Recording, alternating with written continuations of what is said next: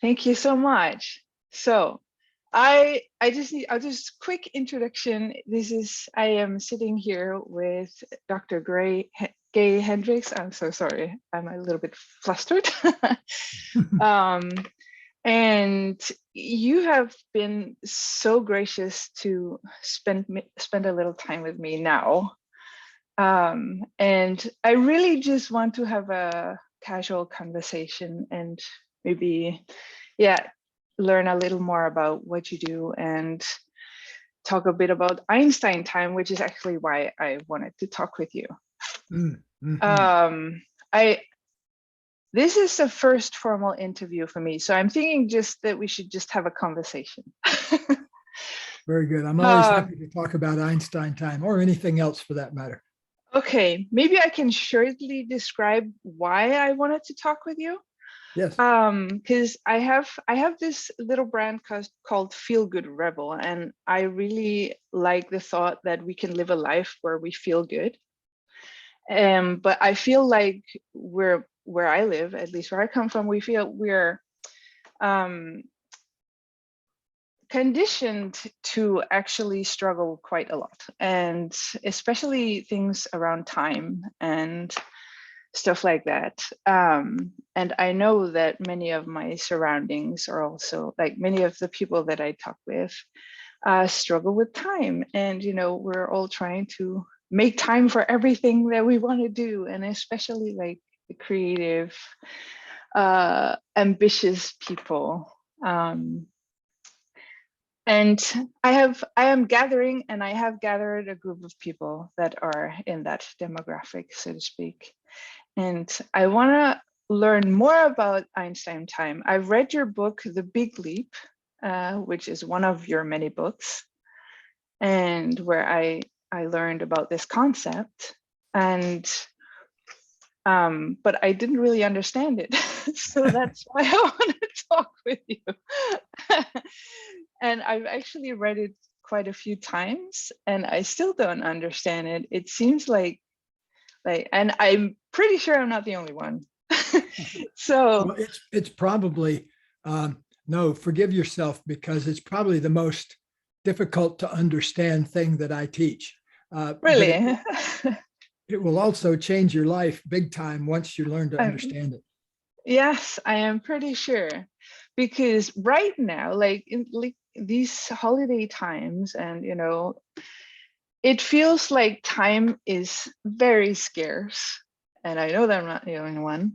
And you have this idea or this concept of Einstein time where you are actually the creator of time. Yes. And can you explain more about that just a little Yes. bit? Yes, thank you. First, let me express my appreciation to you for what you're doing, because you're obviously are doing things now that in your genius zone. And there are two, what you're doing now, having conversations like this, is what you love to do. Yes, right? Yes, and what you definitely. love to do is the essence of being in the genius zone. Yes. So my new book, The Genius Zone, is the sequel to The Big Leap. And yes. It has two, the two big ideas are how to get out from under the upper limit problem, how to keep from sabotaging yourself when things are going good. And the other is how to live in your genius zone, how to be doing what you most love to do and what makes your biggest contribution to the world around you. Well, I've been a fan of Albert Einstein since I was a kid. I think I first maybe heard of him when I was in the fifth grade, in a conversation with my grandfather. And he told me about this man, Albert Einstein, who, and I said, well, what does he do? See, I come from a little town of 10,000 people in Florida where people grow watermelons and they grow cantaloupes and they grow oranges, but there are no philosophers around. Okay. And, so I was asking my granddad, what does he do? And my granddad said, well, he's a thinker. He thinks about things. And I remember saying, you can get paid for that? Because the idea of growing watermelons didn't appeal to me. No, no. And I think I took a test one time about what occupation I could be. And the absolute worst one at the bottom was be a farmer. So Okay. I Yeah. didn't want to do that. But anyway, that was a big inspiration for me. So that's why I call it Einstein Time, because I started reading everything I could about Einstein. And there was this one quotation about time that really caught my attention. Mm-hmm. Someone asked him to explain the theory of relativity so that a child could understand it, and or a high school student or something like that. And he said, okay, think of it this way. A minute, if you're sitting on a hot stove, let's say you sit down on a hot stove, Yes. a minute goes by like an hour. Mm. He said, but you sit down next to your beloved, Mm-hmm. an hour goes by like a minute. Yes. And I began to think, how can that be? Why is that? And then it occurred to me that time has a great deal to do with how we are inside and who we are inside. If you think about the difference between sitting on a hot stove and sitting next to your beloved, when you're sitting on something uncomfortable, every cell in your body wants to be somewhere else. It wants to get out, but it can't get anywhere. And so what happens, you contract toward the center when you're feeling under stress, or if you're sitting on a hot stove, you squeeze everything to try to get away from the pain. All the cells in your body want to get away from the pain. On the other hand, if you're sitting next to your beloved, your sweetheart, your darling, all the cells in your body want to expand. They want to be in union with your beloved. So they're going in the opposite direction. Instead of contracting toward the center of you and trying to get away, you're expanding toward the periphery and, in a sense, disseminating yourself into space because you want to be in the space of your beloved. Yeah. So you want to take up more space because you're feeling good in a way. But when you're not feeling good, you want to not take up space, or you want to disappear in a way. Yes. And what is your Danish word that everybody cites? Hygge? Hygge, yes. Yeah, it's very difficult to translate into English, but yeah, so cozy, nice, feeling good. Yeah. Yeah. And how do you pronounce that again? Am I pronouncing it okay? Hygge. Yeah, the Y is like very Hygge. Hygge. Okay. Yes. All right. Yes, exactly. Now, have you ever been over to Sweden? Yes, for a little short trip. Yes. Okay. Are you familiar with their word lagom? No. Lagom. Well, it's very interesting because it means don't be too much, don't be too little. Okay. Stay right in the middle. Okay. If you let yourself feel good, you're going to feel bad. Yeah. Okay. It sounds kind of, I know about the philosophy. I think we're kind of the same, like Scandinavian thinking. Yes. Well, you have Yentalo, right? Yeah. Yes. Yeah. It's I think very similar to that in the spirit of it. Yeah. Yeah. It felt like it. Yeah. It's a stay in the groove. Don't get too far out of here. And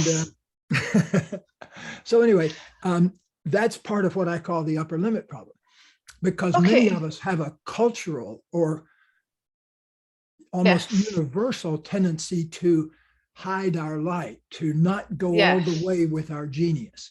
And that's what I call the upper limit problem. And so the upper limit problem once goes like this: you start feeling better, and then an alarm goes off that says, oh, I'm not supposed to feel this good. And so you trip and fall, or you eat something that's not good for you, or you start an argument with your beloved. Yes. Knocks you back down. So there are many ways to do the upper limit problem. But one thing, oh, and by the way, this relates to Einstein time too. Yes, so I'm yes. Yeah, yeah. not on a digression here. No. So we have these limits on how good we can feel and how much intimacy we can feel, and then we sabotage ourselves. Yes. So the way through that is to focus on creating longer and longer periods of feeling good in your body, inside yourself, and longer periods of harmony with other people. Put your attention on the time you spend feeling good versus the time you feel beating up on yourself or worrying or putting yourself down. So begin to think of how much time, how much more can I extend my feeling of well-being before I hit an upper limit? I say that because I don't want people to feel bad about having upper limits. I don't want you to feel bad about anything. I want you to be a kind of a scientist of the soul, in the sense of, I love that. Yeah. Really paying attention to what's going on around you like a scientist, but it's in the spirit of liberating more of your spirit and soul and your what we call your essence, who you really are. Yes. Yeah. Do you have a word for essence in Danish? It's the same. Essence, just essence. Yeah. Essence. It's a beautiful thing. Your pure spirit. Yes. What you're uniquely here to do. That's what we're talking about. Yes. I believe I'm uniquely here to feel good and help others feel good. And this conversation is just absolutely on spot. Well, good. You're in the sweet spot of your genius right now. You're doing something that feels good. You love to do it, and it makes a big contribution to the world around you. Yes, and I can feel the upper limit too, because excuse my language, I was very scared because I haven't talked with you before, and I'm very honored. But this is so cool. Okay, I have to try to understand it. I'm used to this, by the way. Yeah, I can imagine you are. I don't take it personally anymore. No, okay, that's great.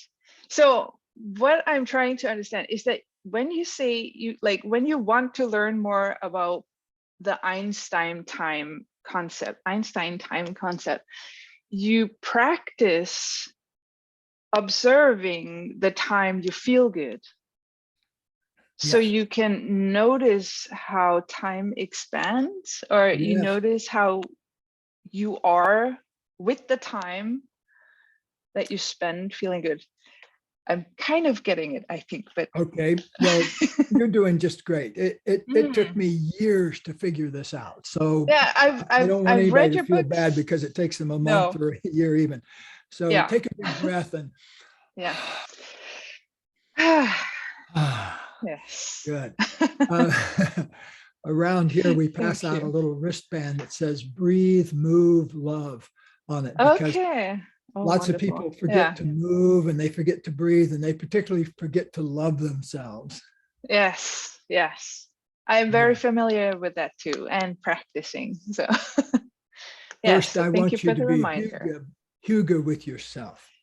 Okay. Yes, I shall be Hygge with myself. Thank Good. you. Love any anxiety you feel about meeting a famous person. And yes. We have that word starstruck, Yes, just a little bit. Thanks. Thank you. Walt Whitman, our famous poet, yes, says, "I am large and contain multitudes." And you are large and contain multitudes. Oh, that's wonderful. Yeah. So let me get back to the subject of time. Yes. Thank you. When you're doing what you love to do, you forget time. Time disappears. Yes. So what has happened there? The only thing that has happened, nothing has happened out here. The only thing that's happened is you shifted to a different state of consciousness in here. And when you shifted into that consciousness of doing what you love, for me, I love to write. I'm coming up on my 50th book in 50 years. Amazing. Yeah, and a big anniversary. And then I have Yes. 5 more in the pipeline coming out. So I'm not I quite love finished it. yet. I'm I not done write. reading your books, so. No, you probably don't have time in your life to read all my books. That's why you need Einstein Time.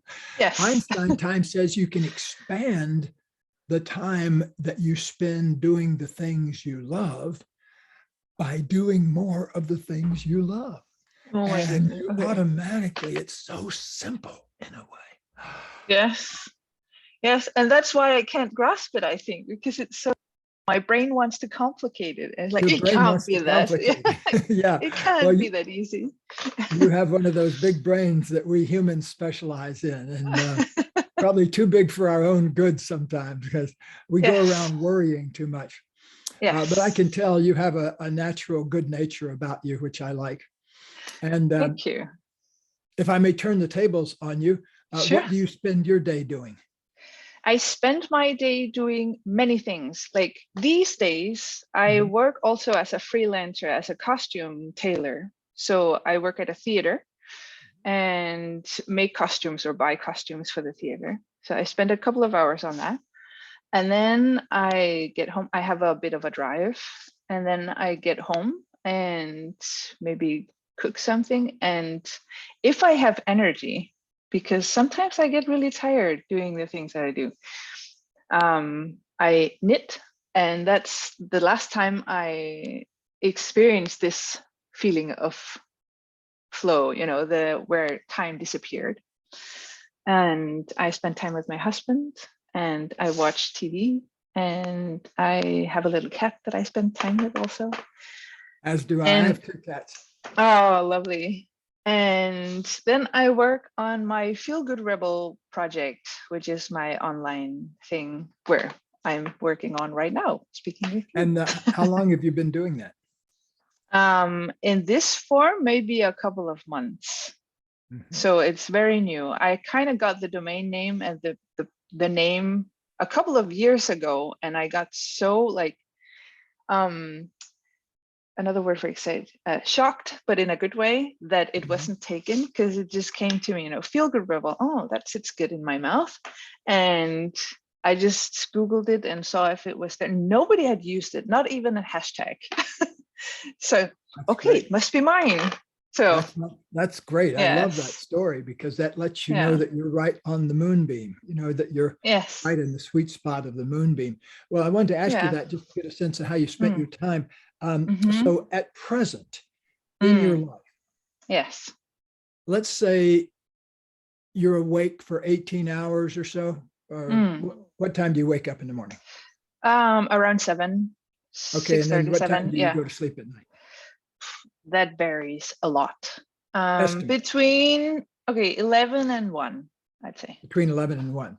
Okay. More or less, yeah. So let's say you're awake 18 hours. Of those 18 hours, how many hours are spent in your genius zone to the best of your knowledge? Not many. Half an hour, 1 hour. Half an hour. Well, let me tell you something. When I started, I did that same count and I realized to my horror and shock that I was spending about 10% of my time in my genius zone. And boy, did that, you know, it really shook me up in a way because I realized at the time I was being a therapist in an office and also doing research as a psychologist. So I was employed at Stanford as a research psychologist after I got my PhD there. And then I was also doing a therapy practice on the side, building up a therapy practice. And so I was seeing maybe 7 or 8 clients a week. Okay. But I realized when I counted up all those hours of what I was doing, that I was just spending a tiny bit of my time in my own genius zone. And I put a priority. That was probably, gosh, I can't believe I'm saying this, but that was almost 50 years ago. Okay. Yeah. You know, so I've been studying this for a long time. And so I don't want anybody to feel bad if you wake up and realize, wait a minute, I'm not spending any time in my genius zone.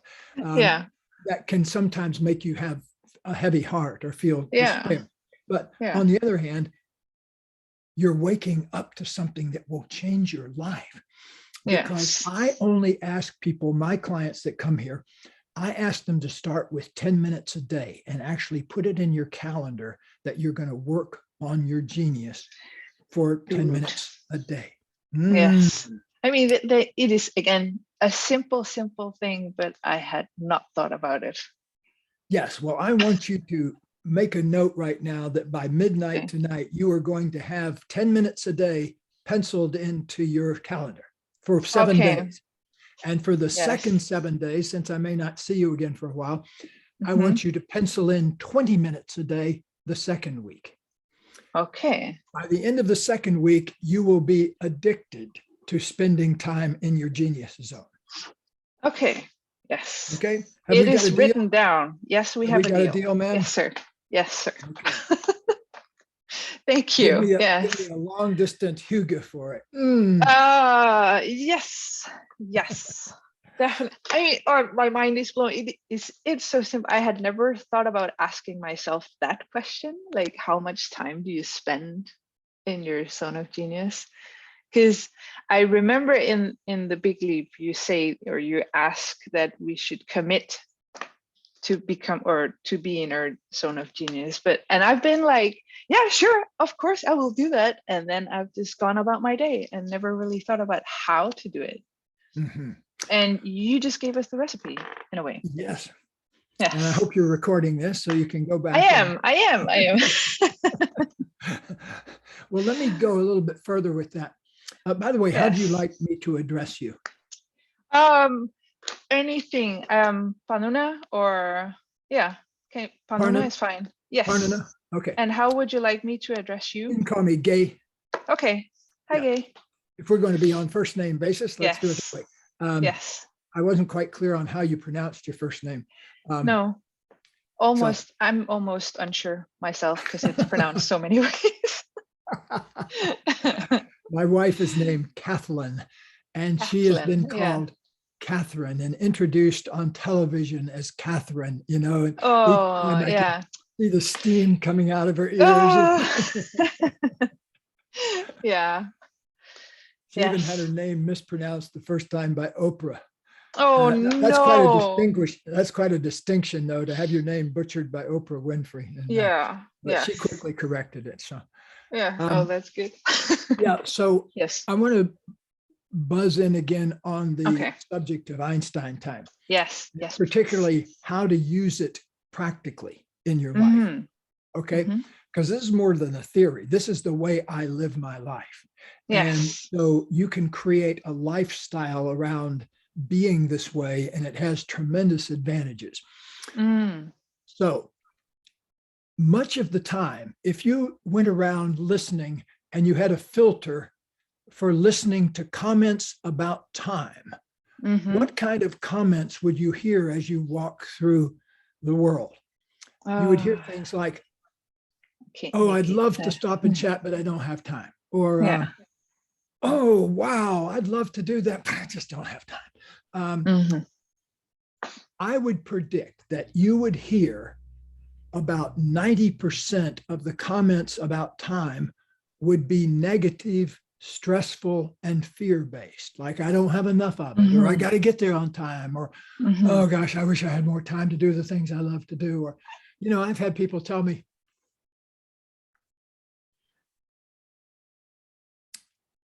I'd love to write, but I just don't have time. Yeah. Well, you know, that's where your 10 minutes a day, if you're devoting something to it, you can make a lot of progress. Actually, I coached a guy this year, one of the people that I mentor. He's a Wall Street guy, you know, a money guy, but he wanted to write a book. But he only had 20 minutes a day. Okay. And so I got him squared away on a 20-minute a day book writing schedule. And he finished his book in 6 months, writing for 20 minutes a day. So I don't want to ever hear anybody come up to me and say, oh, I wish I had time to write my book. If you don't have 20 minutes you can devote to your genius, hang it up, you know, get a good pair of earphones and something to listen to and just go through life like that, you know? But down inside, human beings have a deep desire to express our genius. And unless we do that, we don't feel good. We No. also have an innate desire to get straight with time, to get a good understanding of time, so we're not stressing ourselves out. See, a lot of people are going around with a conception of time that makes them feel bad because they're being late all the time, or they're not getting things done in time. So they go around in a constant state of anxiety purely by a false time program they're running in there, to use computer terms. Yeah. And on the other hand, there are some people who have their time thing so that they feel bored all the time. They've got too much time on their hand. What am I going to do with my time? Okay. Yeah. That's just as bad in a way as the anxiety thing. So, it takes us away from good feeling in our body. It's not right or wrong, good, bad, or stupid. It just takes us away from feeling good and making a contribution in life. So we've got to get ourselves, first of all, out of the victim position with regard to time. So if you're going around thinking, oh, I gotta get there, I don't have enough time, or, oh gosh, what am I going to do with my time? Either one of those are addictive ways of thinking about time. The only really healthy way to think about time is, I'm going to make up as much as I need to do the things I really want to do. Make a commitment to that.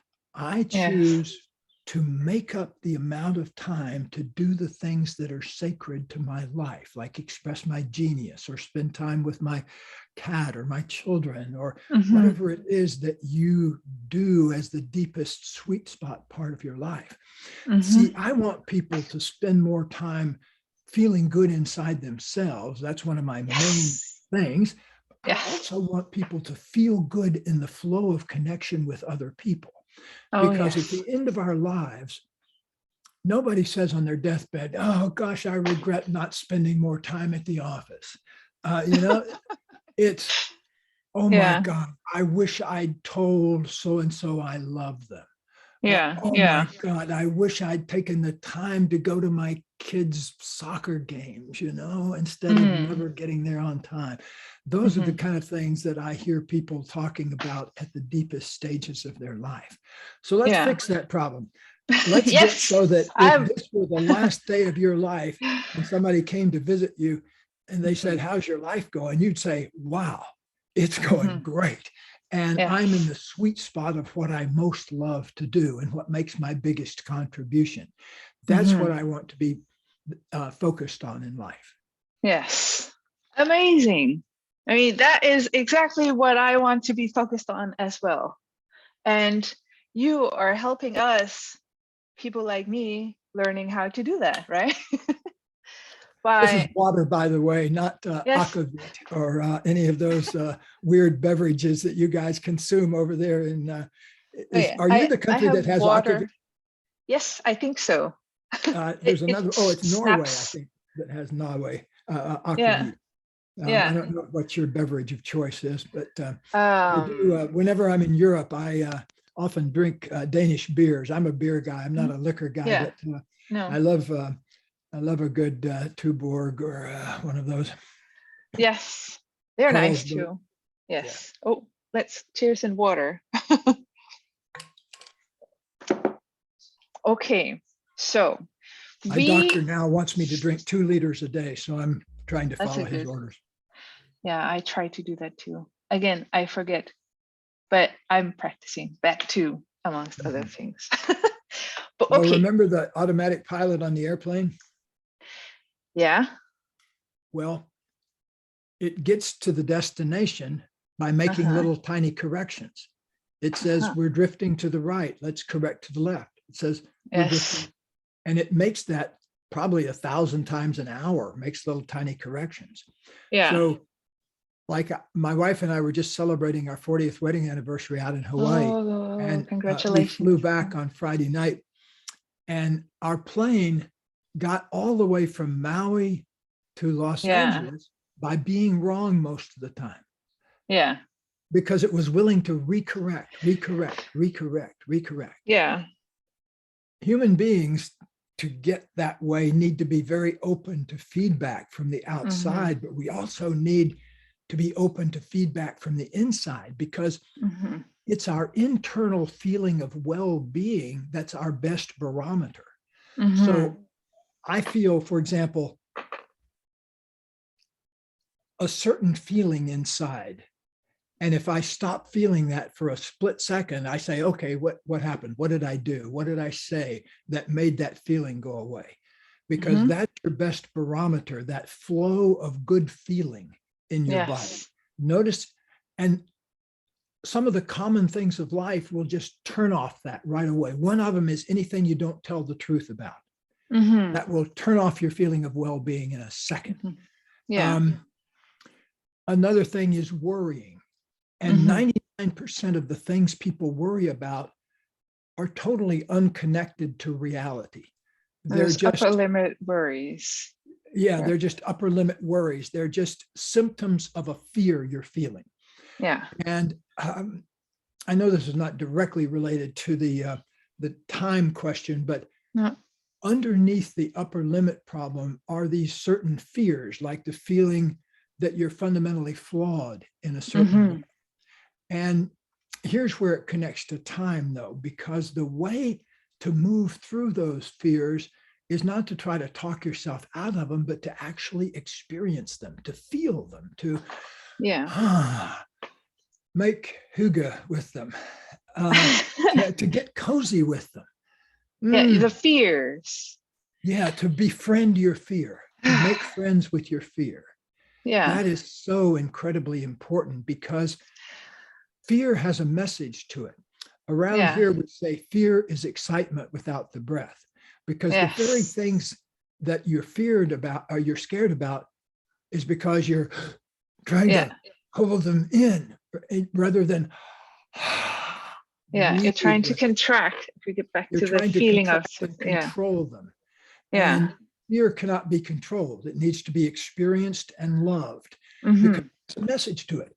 The message says, you're feeling a threat of some kind. Figure out, is the threat out here, or is the threat something you're manufacturing up here, or where's the threat coming from? That's the message.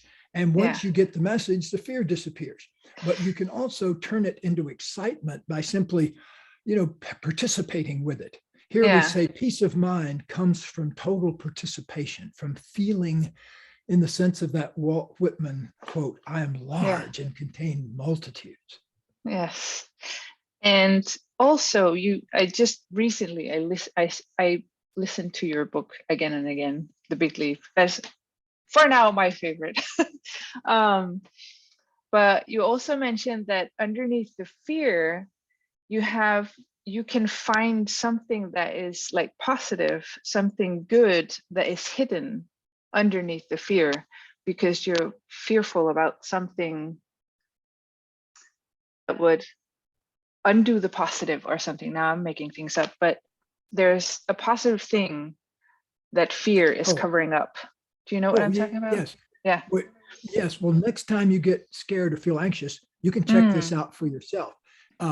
What I'm saying is that underneath anything you're scared about is a positive thing trying to break through that you don't know how to deal with yet. The classic example is fear of public speaking. I'm told that it is the number one fear. People fear public speaking more than they fear death, and which is kind of interesting if you think of it. If you're at a funeral, most people would rather be in the casket than up giving the the speech, the eulogy. But think of what's happening there. You're afraid of public speaking.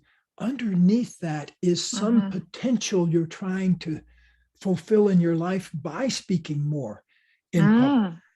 And that there's always something like that under what you're scared about. So that's why it's so important not to seal off your fear or stuff it away or shame it or anything like that, but simply open up to it and say, why am I feeling anxious right now? What am I really afraid of? Oh, okay. I'm afraid that people are going to reject me by the sound of my voice. So what am I really afraid of? Oh, I'm afraid of rejection. So you get underneath that fear of public speaking, going deeper and deeper, and suddenly the fear disappears and you're able to speak in public. When I wrote my first book, I was only, I was 28, I think. And I would go into my daughter was in kindergarten and the first grade at that time. And I liked to go in her classroom and volunteer. It was there on the Stanford campus. And so it was real easy to get to.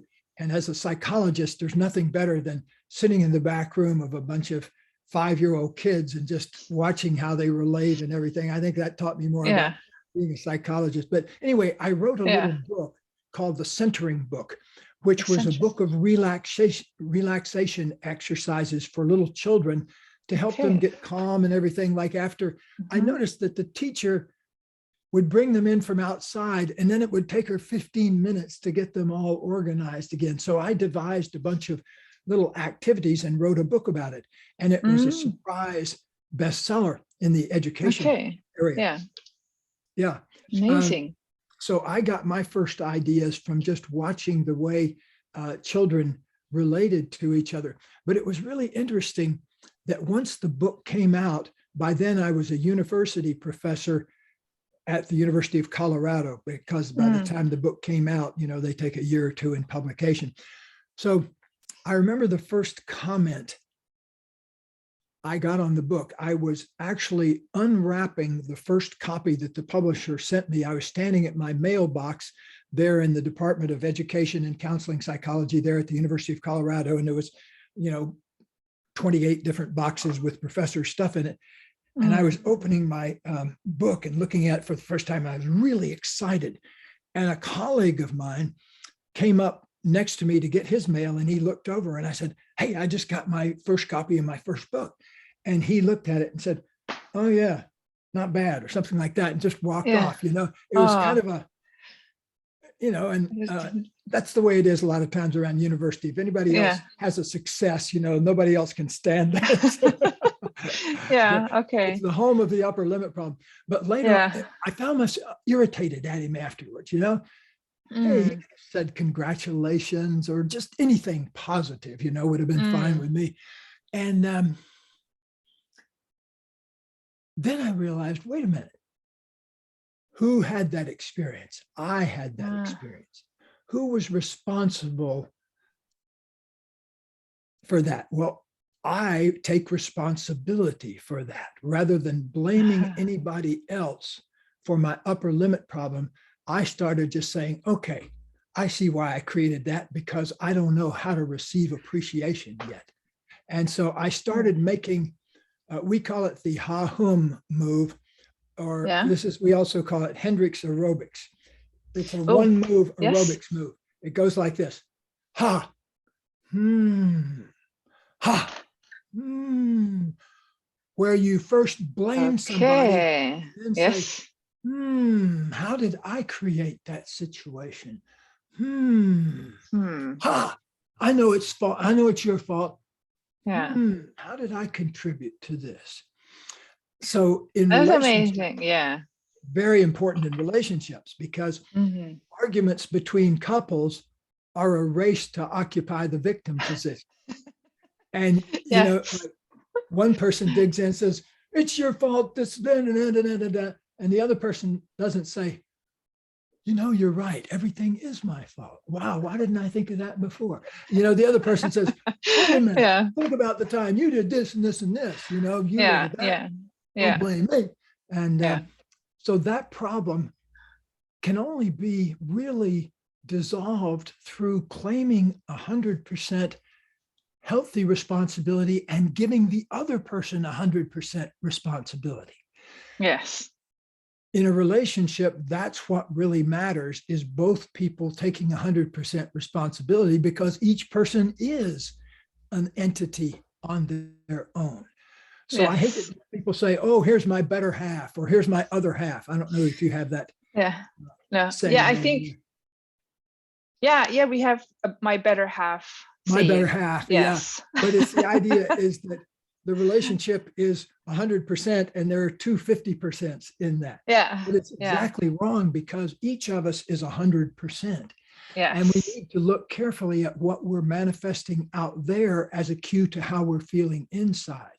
And that's Yes. again where I want everybody to ultimately get to with time is by taking responsibility for time and making up the amount of time you want to do the things that are sacred to you.